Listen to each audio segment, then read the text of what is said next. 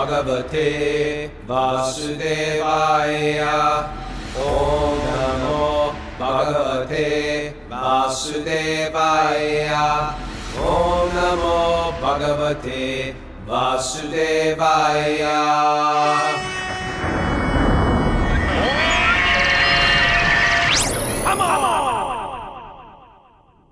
Live from Bombay, it is Wisdom of the Sages, your daily yoga podcast with your host Raghunath and Kaustubha Das. And the Govardhan Eco Village. Kaustubha's at the Govardhan Eco Village. I'm waiting because my wife is surprising me, but I found out about the surprise because it's my birthday tomorrow. She's coming with my 5-year-old to India. And so I'm excited. How many times you can tell us that it's your birthday tomorrow? Brother? What's that? How many times you can tell us that it's your birthday tomorrow? In this I'm telling you guys, but we were off the air. Now I'm telling it. It's a backstory of why I'm in Bombay and not at the Govardhan Eco Village. Of course. Yeah. So anyway, but for every time that Raghu says that it's his birthday tomorrow, everyone eat one gulab jamun. In India, I think in India, or at least in Bhakti circles, you're supposed to be serving people on your birthday. Right. Birthdays can be real depressing. Before we jump in this, we just want to welcome everybody to Wisdom of the Sages. This is our daily yoga podcast. We study the sacred literature of India that every yoga teacher should know. We're going to go out there and teach yoga, call ourselves yoga teachers, walk around with a certificate. Let's learn this stuff about the history of yoga so we can give a big picture of where we're going with our up dogs, down dogs, back bends. What is the biggest picture?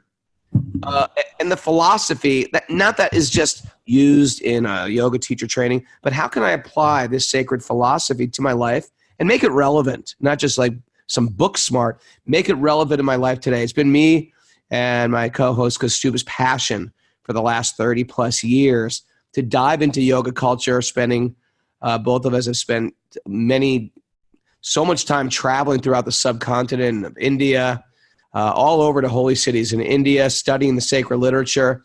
And it's our passion to teach it. It's our passion to study it.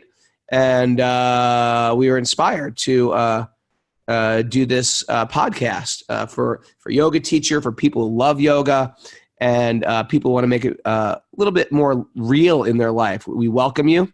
If you want to join us live, we have a live Zoom group that's here with us. They listen, practically speaking, every day. I take attendance. They don't even know it. You can join. You just got to write Mara, our executive producer at Wisdom of the Sage. Wait, what is it? Wisdom of the Sages 108 at gmail.com. Yeah, you write to Mara and you can join the show. She'll send you a link. And then from there, you can also write on our chat board and get on our chat message group on, what's our message group called again? Telegram. Thank you.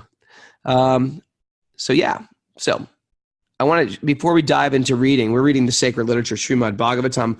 It's considered the wisdom literature of India, the cream of the crop of all Vedic. I'm not making up that little plug, a cream of the crop. It actually says in the book, it is the cream of all Vedic knowledge, right? The book says it itself. It's the cream. If you're familiar with milking a cow, the cream rises to the top and it's sort of the tastiest. Forgive me, vegans, when I say that, but that's just farmer talk. But I want to say something about birthdays. Birthdays, especially in the West, can get incredibly depressing. Why? Because it's one day, it's sort of like, come on, it's my birthday. Come on, I got to take out the garbage on my birthday. Come on. It's like one thing after another. I'm expecting everyone to worship me on my birthday. It's what the ego really wants. And sometimes the world won't worship you as much as you think you want worship. And so birthdays can be depressing, especially if you have no one to worship you. So in Bhakti Yoga, we try to do the other way. We try to say, okay, it's my birthday. This is a great day to serve everyone. Generally, the birthday girl or boy sponsors a feast, makes some donation and things like that. It's actually quite beautiful. So therefore, you protect yourself from depression.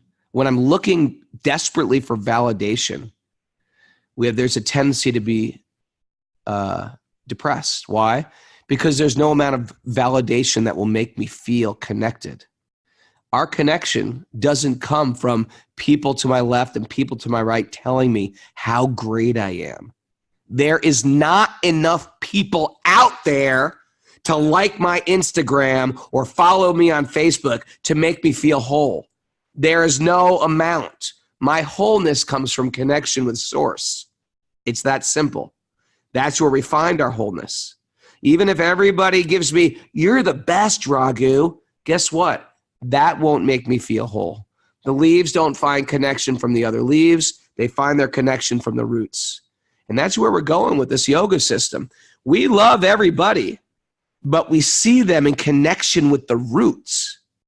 Generally, if there's love in the material world that's not connected with Source, what you have is a weird type of neediness that goes on. One person's extra needy, and one person feels like, you're trying to suck my blood. What do you think about that, Kaustubha? It's a little scary, but I appreciate what you're saying. And so, it's not that, like, say two people have a relationship. It's that the two are kind of together, they're connecting with the root, right?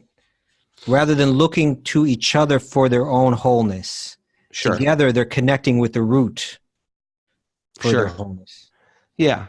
And therefore, they're trying to lift each other up for their own. A win for the household is not that my wife just connects with me and sees me and Raghunath is my source. No, that I assist her in connecting to her connection. I assist her with her connection. She assists me with my connection. Now, that can be played out in different ways. You might have a husband or a wife that's, I'm total atheist, and you got married 10 years ago. That's a whole nother story. Then, in that case, your real work, always our real work, is us for to be connected. When I feel connected, guess what? Everybody that's connected with me will benefit from that. I don't have to go out of my way to preach to my husband, preach to my wife. I'll teach them. I'll educate them. Oh, they're so screwed up. Don't worry about them. You don't have to save them. They're not your project. You know who's your project? Your project. You're your own project. We are our own biggest enemy. So if I can just work on me, everybody will benefit. And the yogis say it's not just our children. It's not just our loved one. It's our grandchildren. It's great-grandchildren. They're not even born yet. It's people, our fathers, our grandfathers, our even people who have died previously. They're still somehow connected to us somehow. 7 generations past, 7 generations future. And we have connection to them. And when we take care of ourselves, we are like a big rock in the pond. I always use that analogy. And it creates these ripples. We are just energy going outward. And when we put out this connection and this love, it affects people around us. You want to change the world? Change yourself. Right? That's what I like about yoga. It's radical. We said this the other day. Radical responsibility. Material world is, even material world with a good sentiment is, they should change. Our country should change. Our politics should change. Our foreign policy should change. People's weight should change. Their diet should change. My kids should change. My spouse should change. You want your kids to change? You change. You want your kids to change? You change. You want your kids to eat better? You eat better. Right? You eat better. But they're not changing then. What, are you going to nag them till they hate your guts? No. Just set an example. If they don't follow your example, allow them to not follow their example. At a certain stage, you got to realize everybody's flying their own plane. I can't fly everybody's plane for them. I can't have this psycho codependent relationship with the people in my life. Ultimately, it's their relationship with God. And the interesting thing is, and I'm sure Kaustubha can justify for this, you see people magically take turns in their life. I have people that we talked about Bhakti 30 years ago who were and we're sort of interested, but not for me, too weird. 30 years later or 20 years later, getting messages like, I'm married. I have children. I want a spiritual path to raise my family. I never thought about that when I was 17, but now I'm thinking about that. So it's always there in the back of their mind, especially if you've had a little taste for bhakti, for yoga, for wisdom literature, for prasadam, for kirtan. It's in you, and you can't escape it. It's what it is, right? You can't escape it. The hook has been set, as we say. Once you have that little attraction, and we were saying this in this morning's Sangha, that we can't even quite understand it. It makes no real material sense why we want to wake up early, why we want to go to bed early. We're sitting on the floor. We're spending our time, our resources, to listen to holy books. It's not exciting. Come on. But look at the joy on the students' faces. Look at these crazy GV bhaktis. They're all like, woo, right? Look at them. Yeah, see, they're nuts. They've lost their material mind. That's what we're hoping for, losing our material mind and finding our spiritual senses again. And I hate to say it, but all of you guys are that too, because there's 80 people live today. That means you've all lost some material intelligence and gained some spiritual intelligence. Congratulations. Kaustubha, what do you have to say about that? I think you got me hooked too. You're dragging you got me hooked. Can I tell you something sweet? Okay. I remember being in an ashram in Houston, Texas, and Kaustubha said, Raghu, sit down. I'm going to read to you Krishna's pastimes. I just sat there like this. And he just read for me from the Krishna book. Do you remember that? I don't remember that particular. I remember it. And he very sweetly read to me, just like a older brother reading to a little child. Come on. I remember that. You read me the story of Shalva. Oh, wow. That's an exciting one. It's a great one. If you haven't read Krishna's pastimes are so exciting. The 10th canto, I'm so excited to get to the 10th canto. It's one fantastic story after another that you couldn't even make up. You can't make up the story about Putana, the witch, smearing poison on her breast and changing her form to be of a beautiful woman and sneaking into Krishna's bedroom and then picking up the baby and breastfeeding her, and Krishna bites her so hard and sucks out her prana until she dies. Who comes up with this type of stuff? There's a lot of it. We got a whole 10th canto to go through. I'm not sure if anybody's going to want to after hearing that. Oh, come on. This is great stuff here. I mean, I could think of a few. Something about Pondraka dressing up as Lord Vishnu, claiming that he's Lord Vishnu with fake arms, everybody laughing about it. Fake Kaustubha gem, yeah, and threatening Krishna. When Krishna got the letter from Pondraka, they all couldn't stop laughing. We got to get there. Okay, we're gonna get there. Okay, anyway, what do you say we start the show? Kaustubha, can I ask you to do the invocation prayers, just because I don't have mine on me? Also, we were meant to talk about the modes of material nature today. Today we're just going to talk about the gunas. It's one thing yoga teachers love, but it's sometimes a little enigmatic. It's a little mysterious. We'll talk about that too. We're going to shed a little light on them because Stu is expert explaining this stuff. I just shut up and listen like this. Talk to me, Kaustubha. Okay. Are you ready? Yes. Narayanam namaskrityam chaiva narotamam devim saraswatim vyasam tato jayam. Before reciting the Srimad-Bhagavatam, which is our very means of conquest, we must first offer obeisances to the personality of Godhead, Lord Narayan, unto Narayan Rishi, the supermost human being, unto Mother Saraswati, the goddess of learning, and unto Srila Vyasadeva, the author.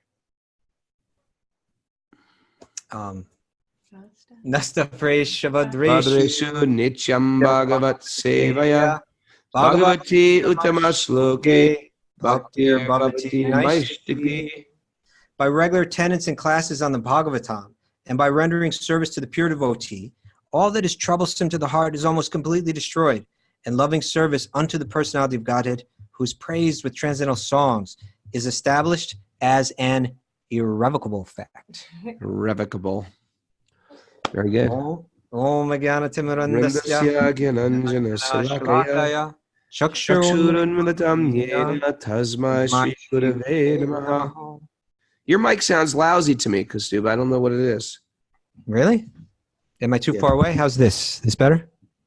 Maybe. Let's try it for a while. What do you guys think? Give a thumbs up or something. Does he sound choppy? Do I sound choppy? Okay.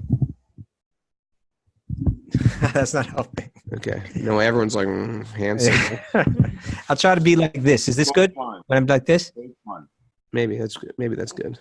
Okay. Yep. Mallory says good. Sandy Clemmer says that's good. Okay, I'm just going to lean in today. Okay. That's good. Okay. Previously, so we're on text, Canto 1, Chapter 2, text 25. Here we go. Previously, all the great sages rendered service to the personality of Godhead due to his existence above the three gunas, also known as the three modes of material nature. They worshipped him to become free from material conditions and thus derive the ultimate benefit. Whoever follows such great authorities is also eligible for liberation from the material world. You know, one thing I wanted to say here is this whole idea of following great authorities. Like, we don't have to create stuff. The path has already been laid out for us. They're always creating a new yoga. Ever notice that? Hot yoga. Hot acro laughing yoga is my latest offering. Dog yoga, goat yoga. I've heard all kinds of things. I want to do hot acro laughing yoga. Anyway, there already is a yoga, people. We've already have it. You don't have to go out of your way to create one. We've got a yoga. You know what it's called? Yoga. That's what it's called, yoga. And you know what it is? You connect yourself with divinity. That's what it is. And there's different ways to do that. And the Bhagavatam is going to explain how to do it. It's quite simple. One way, and if I'm teaching this, the only qualification for me teaching this is because I have a teacher teaching it to me. That's my qualification. And his qualification is that he had a teacher teaching it to him. And that's his teacher's qualification. And that teacher had a right? And that's how we learn this stuff.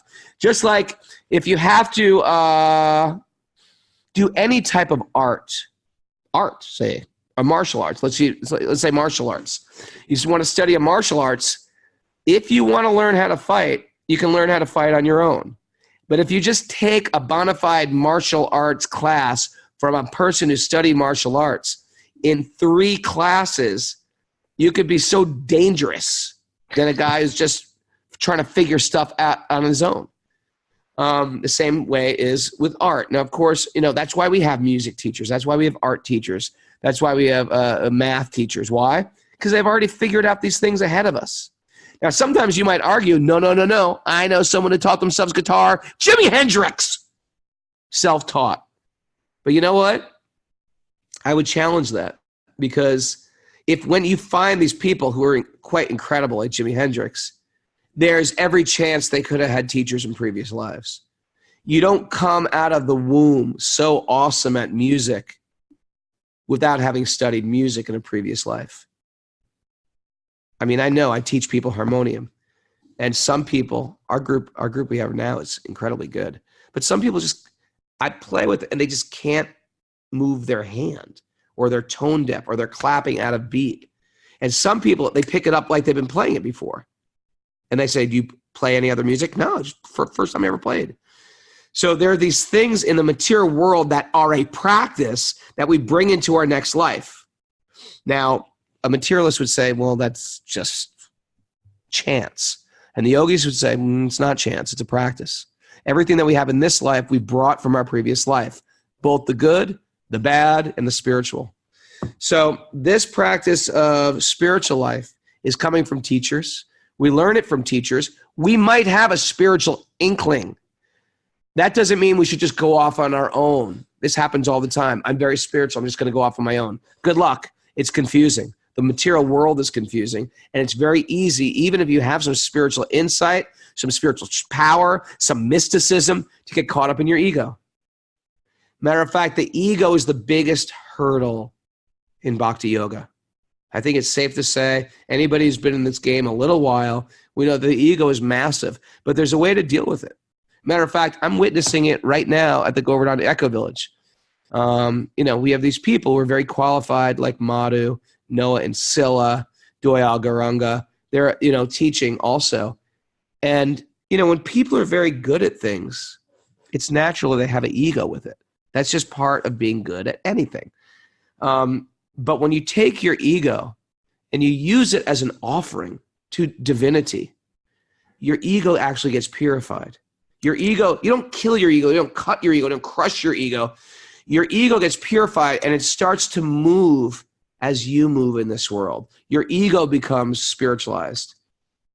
Would you like to say anything about that, Kaustubha? Yeah, we can think that the ego, when we say ego, it means it's part of the mind. And it's the part of the mind that develops a sense of identity. Who am I? And as we move through this world, the things that we see and the things that we hear, etc., they enter into the mind, in a sense, almost like they're downloaded onto a computer. And they tend to pull us to identify with the body and to therefore search for happiness through the things that are connected to the body, through the objects of the senses. And yoga has a way. For instance, if you're practicing karma yoga, the idea is that I'm still at work in the world. I'm still doing the same things, but I used to do them to get external things that'll make me happy. But now I go into it with a total different attitude. I used to identify myself as the central enjoyer, and life was there for me to enjoy. But as I'm practicing karma yoga, I'm saying, I'm here to serve. This is my identity. I'm a servant. I find my meaning through service. And by practicing that day after day after day after day, the mind starts to take on that shape. And if the mind can take on that shape, because that's the nature of the self is to serve with love. And if my identity and my mind can harmonize with that, can connect with that now, then the tension or the conflict between the mind and the self ceases to be. Or you can say that the mind connects with the self, or you could say unites with the self. And another word for unity or union would be yoga. So for instance, karma yoga is a way to work in this world as a servant and to cultivate a mental conception of who I am that is harmonious with my real nature. And one will find tremendous relief and ultimately satisfaction by establishing that. It goes back to that original thing I was saying, Kaustubha, is sort of like the people I mentioned that are teaching. If you say, hey, Doyal, you're such an empowered teacher. Or if I say, no, Asila, you do so much, thank you so much. They're not looking for that validation. The material world means that's where I'm finding my worth from other people's validation of me. And as we practice yoga seriously and apply it, we're actually trying to duck the validation. We're trying to say, well, I have good teachers. You think I'm good? I have good teachers. We're trying to avoid the validation. Why? Because it will enhance our ego. So that's the slight difference. They're both great. You can have a great teacher who's filled with ego and a great teacher who has no ego. But the guy with that great ego is looking for that validation. And because of it, it almost disqualifies him from actually teaching knowledge or wisdom. It's just like the same thing. It's looking outside for, you're saying validation, or you could say for happiness. And you know what I think when I meet these great souls, Raghunath? Yep. Is that they're not looking for validation externally. They're not looking to get some praise or some adoration. And you know why I think that is? Why? Because I think when you seek it and receive it externally, it can rob you from receiving it internally. In other words, from connecting with God. Because we want someone to witness what we do. We want it to be witnessed. We want it to be appreciated, recognized. But these great souls, they realize that God is witnessing everything from within my heart. Right? Yeah. And I don't need anyone else. And as a matter of fact, when nobody else recognizes it, I feel that connection with God more. It's like he's like the last one to see it, and God, and I feel that, and I offer it. I'm offering this to you. I'm not offering this to get this validation. I'm offering it for your pleasure. And within that, sometimes we need to be alone with God in the heart. And by rejecting external validation, we can build that internal connection stronger. It's nice. It's really nice. I'm getting distracted because my daughter is showing me the altar, her puja this morning. Oh. Yeah, that's cute. That's a dad win. Dad win. I've had some dad fails. I've had a few dad fails. I'm not going to mention any, but someday they'll have their own podcast and they'll be mentioning them. Yes, yeah. Well, let me tell you the time Dad failed me. Okay. It's amazing how little we remember of our childhood. I get shocked on a regular basis, especially because I'm a parent. And I think, I've got a bunch of foggy memories. A few ones crystal clear, but for the most part, I don't remember that much. It's like, as a parent, I'm doing so much. And they're not going to remember much. It's like, it's exhausting. Oh, God. You know what I mean? I'm doing so much, but you're not going to remember. You know why I know? Because I don't remember. It's something about, and there's a type of Maya with this that goes with becoming an adult for a teenager, becoming an adult, becoming in their 20s or something like that. There's a type of Maya that, and everyone's been through this probably, like, my parents are so dumb. Why are they so dumb? And then we start to realize, man, my parents are so dumb. I can't believe how dumb they are. I got to enlighten my parents and like become a little bitter at our parents. Sometimes I think it was Oscar Wilde. I like to quote Oscar Wilde because he was funny and insightful. Mara, can you look up that Oscar Wilde quote on children and parents? We'll get to it in a second. She's on it. She's fast. Oscar Wilde. It's resentful. Children resent. Something like that. Anyway. She's slow today, Mara. I'm not slow. I can hear you. Okay. Children begin by loving their parents. After a time, they judge them. Rarely, if ever, do they forgive them. Every mother is like,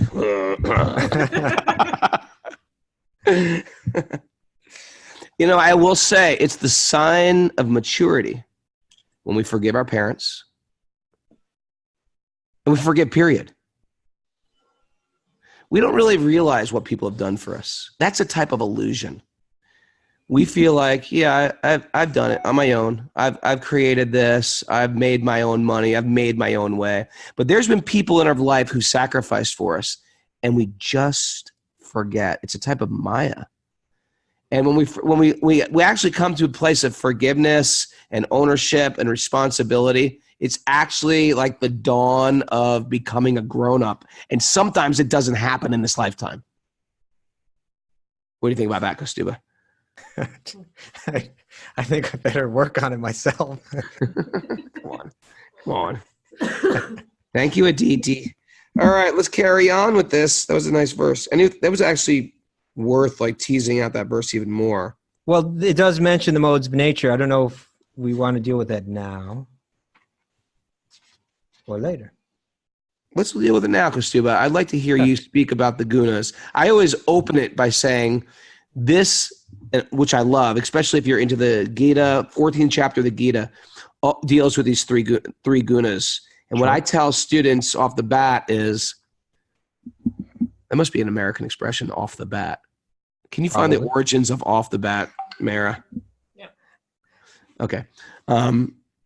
What I tell people is it's the way the yogis view the material world. And if you figure it out, if you really dial it in, you can actually become happy in this world just by following the path of understanding these gunas and applying them to life. Even if you don't believe in a higher power, a source, a Godhead, whatever. If you just want to be happy, you can actually, if you understand the gunas, you can shift your life around just to be happy, just by raising everything to sattva. Now, Kaustubha, will you please explain? Would you like to hear about off the bat first, though?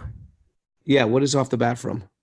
The origins of this phrase are likely to be from baseball, where after a successful hit, the batter will take immediate action and run to first base. Off the bat. Right off the bat.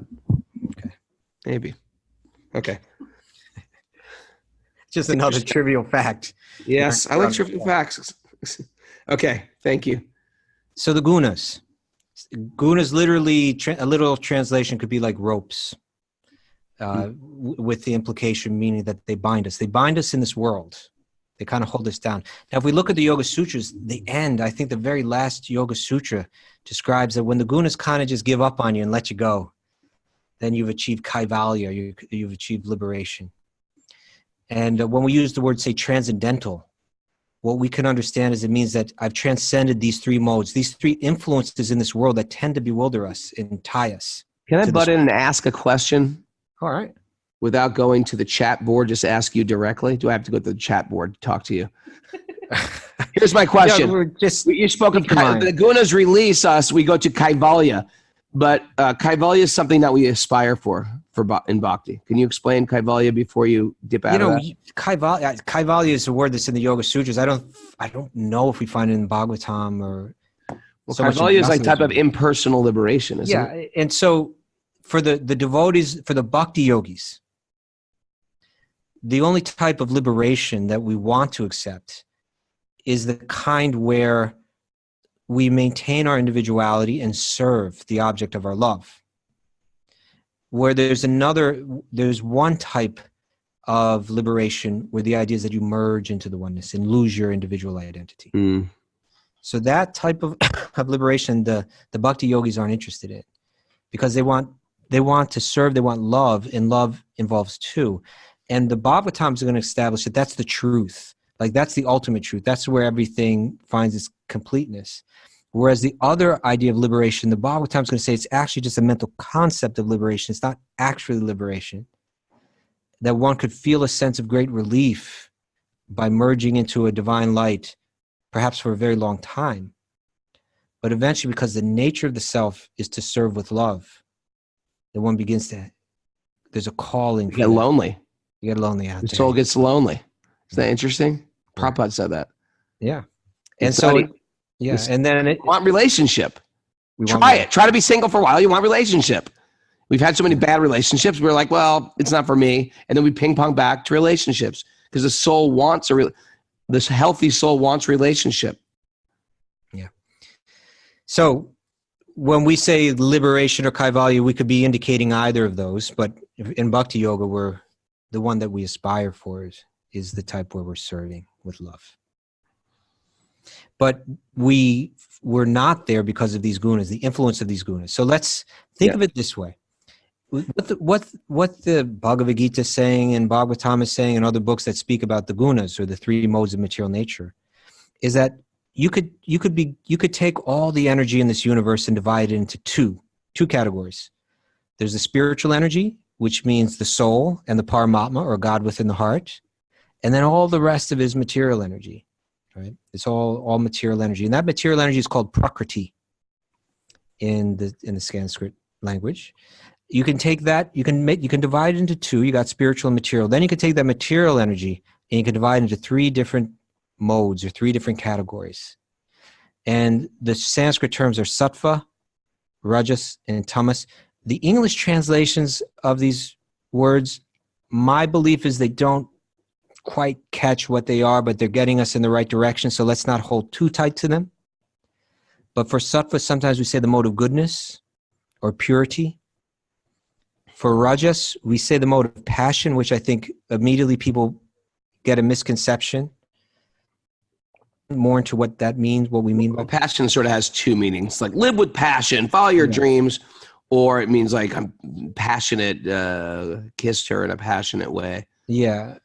And then third is tamas, which is often translated as the mode of ignorance or the mode of darkness.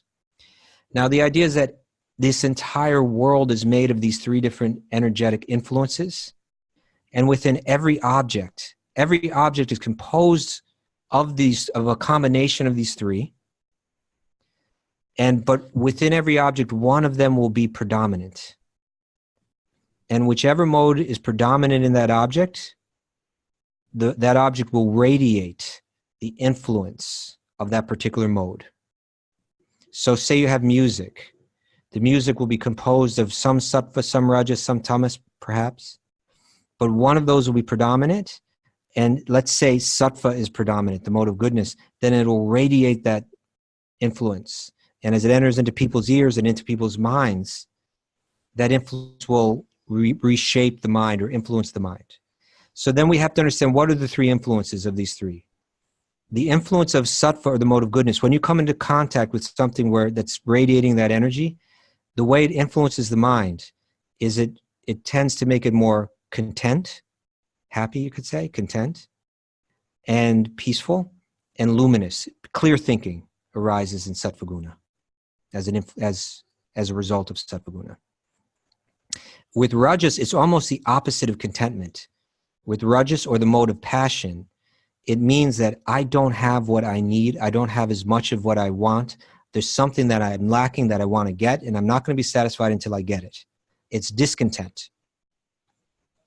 And tamas, it says it influences the mind towards laziness or destruction, or you could say self-destruction, things that are bad for one.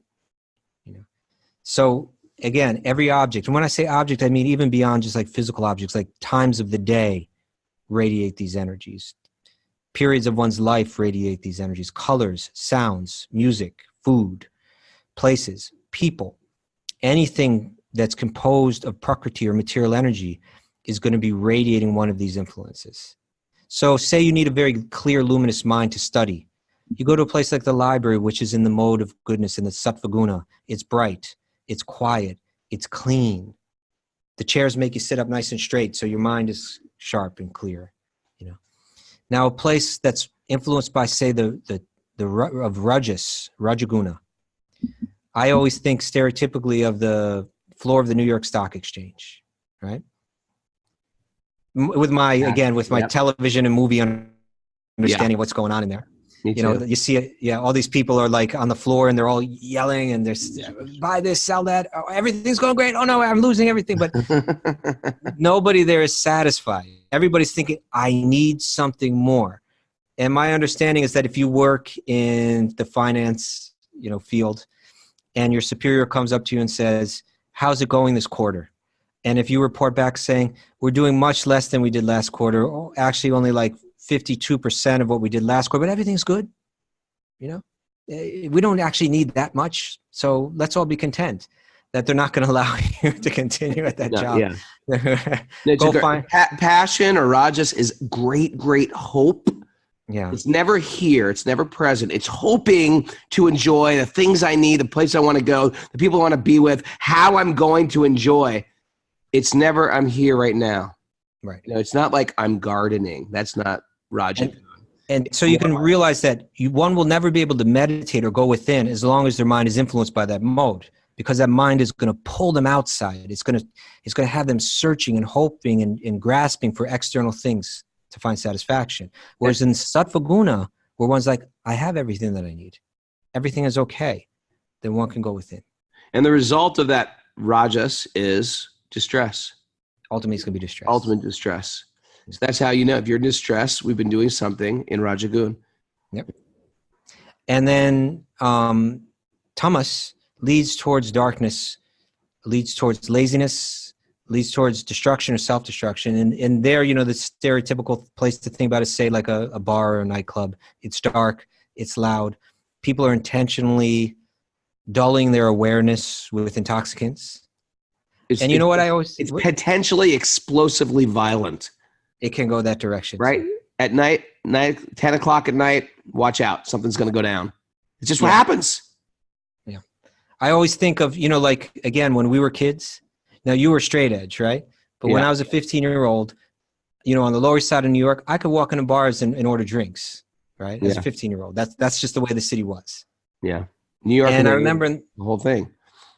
I remember in the summer that a lot of my friends, some of my friends anyway, it just became all about the nightlife. You would go to bars late at night, then there are after-hour clubs. They were after-hour clubs. They Come out of those after-hour would clubs. open at midnight. They would open even later. They were all illegal. Yeah. You guys got to watch the movie Serpico. It's all real. New York was nuts. Serpico. You know, the real life Serpico lives by us. Do you know that? You know, the real life, I when I was a teenager, I was living in Williamsburg, just a few blocks from where he got killed or shot, where he got shot. Yeah. Okay. What, it talks about the after-hour clubs in there? And if you want to just... Or to get the mood of the city then. Yeah. Okay. But it was definitely Thomas and Rajas. There's a lot of Thomas. A lot of Thomas and Rajas. Yeah. And you would walk out of those clubs. That late night stuff was all Thomas. And it always attracted trouble. Right. And this is my point. You know, you'd walk out of those clubs and it would be the morning. Then you go to sleep in the sattva guna time. You're supposed to sleep in the tamaguna time, which is nighttime. But you've been out there looking for, hunting at that time. Yeah. And so then my clear observation was my friends that got too caught up in that life, that associated too much with the tamagun intoxicants, the tamagun night, the tamagun dark places, and those bars and those clubs. It became self-destructive. There was a lot of addiction that came from that. There was a lot of darkness that came. A lot of prison time, addiction, death, possibly suicide. Yeah, I mean, all that stuff. It's dangerous in that way. You don't even realize that you're being influenced. You think I'm making this decision, but it's starting to influence you and control you. And so that's the idea that these modes, there's a really good painting that you'll find in some of the editions of the Bhagavad Gita, where it shows like the three modes it's ladies wearing three different colored saris, one for each mode. And they each have like a puppet. They each have like a marionette. But like they're all pulling strings on one marionette. And that marionette thinks he's free, but actually he's just being influenced by the modes. And so the fact is that the yogi, he wants to get to that sattva-guna. He doesn't want the discontent of the tamasic energy influencing his mind, because he'll know he'll be always distracted externally. He definitely doesn't want that tamaguna. Oh, someone's holding that up. We got Dr. Arvind holding it up. Yeah. And he doesn't want to have that tamas influence. He doesn't want to have that rajas. He wants a mind that's clear and lucid. He needs to develop contentment, and that the yogi practice is being simple, living simply, being kind, being tolerant, doesn't need anything external, content to go within. And then by going within, we can discover, the true nature of the self. So one has to cultivate the mode of goodness. And from there, one can elevate oneself to that spiritual energy. Can I share a little thing that I use? It's good for yogis. Maybe it's a little walk away advice as well. I call it a passion sandwich. Would you like to hear? Okay. Passion sandwich, please. Passion sandwich. Okay. First thing in the morning is sattva. Make sure you put some time aside for sattvic activities, shuddha sattvic activities, spiritual activities. What happens is we wake up and we're on. Turn on the radio, turn on the music, rushing around the house. Right into the mode of passion. Right into the mode of passion. I used to, in the old days when I was growing up, we had just like a radio alarm clock. It was like, as soon as you wake up. We need time. That is time for reflection, time for meditation, time for writing, time for puja, time for chanting. If you don't have that much time, make 5 minutes of time. That's simple. Then, of course, we got our work to do. Sometimes we got a lot of work to do. Sometimes we run a business. Whatever it is, you got to work. We get it. That's called passion. At the end of the day, when you're completely exhausted, when you want to just, drink a beer, watch TV, whatever it is, turn on Netflix, that's when tamas kicks in. That's when you got to be hyper diligent. And that's where you have to end your day, not with tamas, but with sattva again. You reconnect with your studies in the morning, with your meditation in the morning, with your chanting in the morning, with your sacred literature, your wisdom literature in the morning.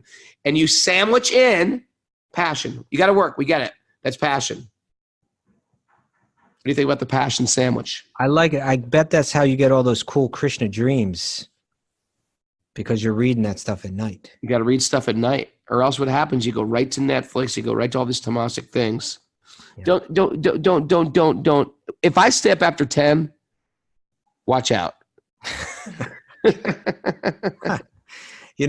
For me, it just comes in the form of just gluttony. I'll just start eating the whole house.